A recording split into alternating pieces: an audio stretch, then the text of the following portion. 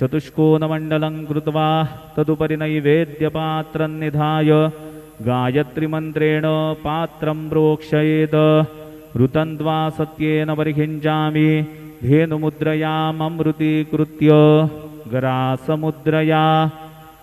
ॐ प्राणाय स्वाहा, ॐ अपानाय स्वाहा, ॐ व्यानाय स्वाहा, ॐ उदानाय स्वाहा, ॐ समानाय स्वाहा, ॐ ब्रह्मणे नमः।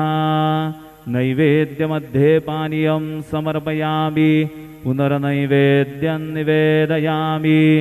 ॐ प्राणाय स्वाहा, ॐ अपानाय स्वाहा, ॐ व्यानाय स्वाहा, ॐ उदानाय स्वाहा, ॐ समानाय स्वाहा, ॐ ब्रह्मणे नमः।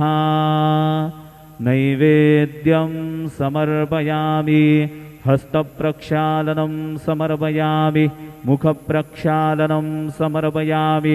शेषोपचारार्थे प्रार्थनापूर्वक नमस्कारं करोमि।